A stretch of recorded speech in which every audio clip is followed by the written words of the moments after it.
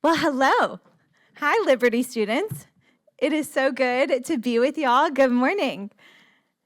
As she said, my name is Alyssa Brown, and I have the privilege and honor of serving and representing 32,000 Arkansans in the Arkansas House as the youngest woman elected there. And as of last night, because it was actually election night for Arkansas, but I was here, I won my second primary. So I'm going into my second term.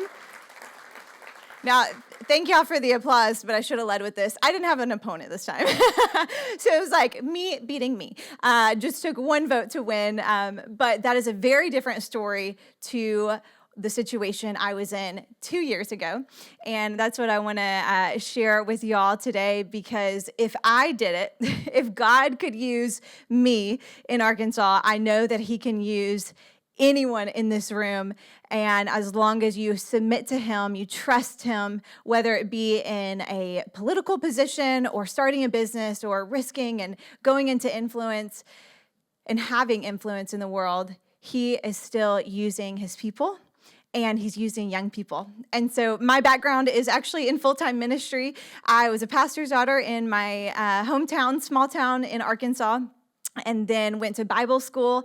And I related to David. I loved the house of the Lord and building the local church, and truly believed that was what I was called to do for the season. But then I also started getting in with some prayer, intercessor ministries, and my heart burned for praying for America, praying for our government. I come from a ministry and military family, and I knew how important it was that we prayed for our leaders, because they lead over us. They affect our lives. And it was through that I went to a ministry event at the Capitol, and a Christian policy group was hosting it, and I had no idea really what even went on at our state capitol all the time. And that ministry, that political Christian policy group actually recruited me and said, hey, would you come work with us during the legislative session? I say work with us. It was actually more like an internship, but we just didn't call it that. And I said yes. And I had come from more of leadership positions, but I knew that the Lord put that opportunity in my place for a reason, and I recognized the voice of the shepherd. So I said yes, having no idea what it would entail, and my eyes were opened to what was happening at the Capitol and at a state level, how much these decisions were affecting the lives of the people I love and cared about. And so I went from being in the session, observing as an intern, to later on, fast forward in the story, I'm sitting across from a man who is running for the open house seat in my district to represent my people. And I was talking to him, and I planned to campaign for him, and I wanted to pray over him and thank him for running. I'd never been a part of a campaign. And y'all, I left that conversation, and I had a little bit of righteous anger. And I realized this is not a candidate that I can vote for. They didn't have the biblical worldview I was looking for, but also just the passion. I mean, you guys know, like, we want passionate leaders that are excited to put forward policy that is good for us, because we are going to be living in this nation, in these states, and inherit these policies. And so I left that and I said, we got to get somebody else to run. We got to get somebody else. And so I called some local party leaders in the area, and they said, Alyssa, it's political suicide. He can't be beat. He's been on the ballot since the 80s. He's been in different roles. We just got to give it to him this time. And I never came into agreement with that thought. I thought, that we can't accept that, you know? So I went into prayer and fasting for 3 days, and I was praying, God, raise up the right person for this role. I'd just been in this Christian policy ministry and talking to churches, and I would quote the scriptures that we know of Proverbs 29:2, that when the righteous are in authority, the people rejoice, but when a wicked man beareth rule, the people groan. And so I'm there, and I'm interceding. I'm like, God, I'm holding this Bible of these stories of how you raise up Esther's, and how you protect Daniel when he went into the lion's den, and you chose David. I know that you can choose somebody like that for this district. God, show me who they are so I can support them. And I think I knew a little bit early on than what I would recognize, that I knew the person that I was praying for was me.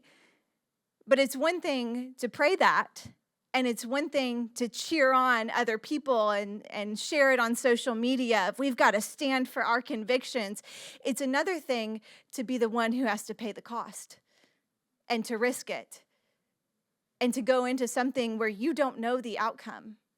I had faith. I trusted the Lord, but it was unknown. I hadn't run for office before. I hadn't put my name down. Here I am, a 26-year-old girl in this district who has never elected anyone under 30, never elected anyone, a woman. And I'm going to ask everyone for their vote? But he's faithful. And so I decided, all right, if I truly believe this word, and if I'm going to preach it, and if I'm going to talk about it, then I need to walk it out. And so by faith, I put my name down, and I ran a hard campaign.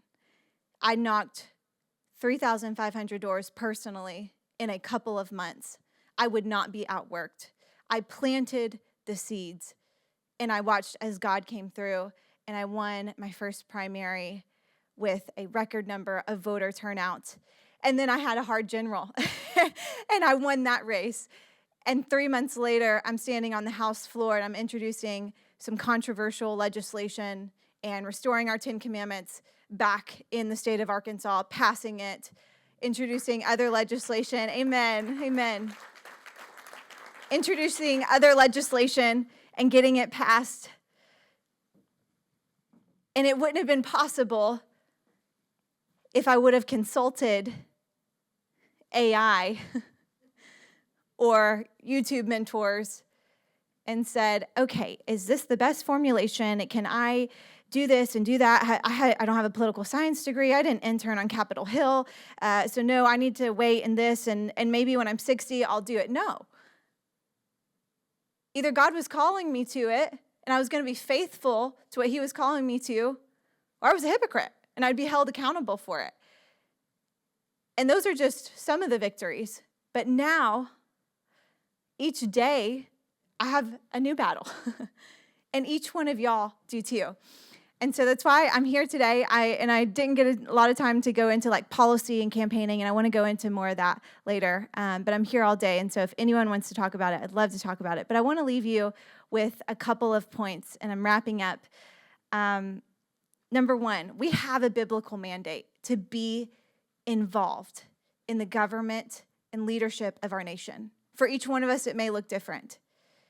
You may be called to be a prayer warrior, to speak the truth in your workplace, to plant that business that gives to campaigns good candidates. We all have a biblical mandate to be involved. And the price of believers not being involved is a suffering on a people, on a nation, and our global brothers and sisters. Number two, there will be seasons that don't look like the big calling, that feel beneath maybe our gifting or maybe our idea of potential.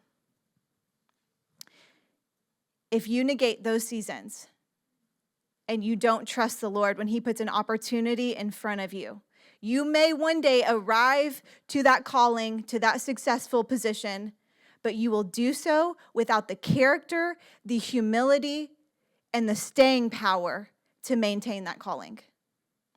If I wouldn't have said yes to the internship, if I wouldn't have said yes to the things that actually kind of felt below what I felt like God was calling me to, I wouldn't have the character to withstand this. So say yes in those moments when you know God is calling you to something, because your gifting will not sustain you, but your devotion to him will. And I'm wrapping up now. Last point. I was thinking about you guys and thinking, Lord, what do you want me to share with them? Because y'all are in a pivotal season of your life. You're young adults, Gen Z. I'm Gen Z too, by the way. I don't know if I mentioned that. It's very rare that I get to talk to a group of Gen Zers. And there's so many ways that you can get to success. And there's so many ways that you can accomplish what looks like success on the outside. But David was not chosen. He was not anointed to be king because of his gift. He was not anointed because he was really good at the harp, or maybe he had potential to be a good, mighty man of war. No, David was chosen by God because of his heart for the Lord and his devotion. And I hope that each one of y'all find yourselves in seasons soon to where you say, God placed me here. I can't believe I'm even in this room. And it's not because you did all the networking. It's not because you did all the resume, even though those things are important, because you trusted in the Lord and you were devoted to him. And you don't have to wait until you're 70 to have amazing stories to tell. I just told a couple of stories of what God did in my life. And it wasn't about me, but it was about him. You don't have to wait until you're 70. He can do it now. The time is right now in America. You guys are already blessed. You're sitting in a room, Liberty University. You already have been handed tools right now, connections. Don't waste them.